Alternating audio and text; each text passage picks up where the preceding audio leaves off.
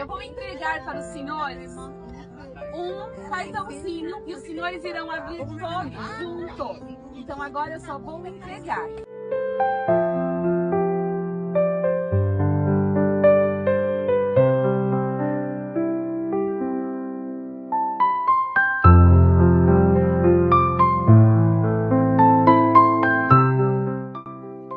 É com muito carinho que os noivos escolheram os senhores. A escolha dos senhores como madrinhas e padrinhos foi realmente a dedo.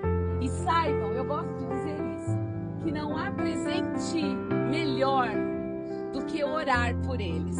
Os senhores são amados pelos noivos e sei que os amam também. O maior presente que a gente pode dar para as pessoas que nós amamos é orar por elas. Podem abrir.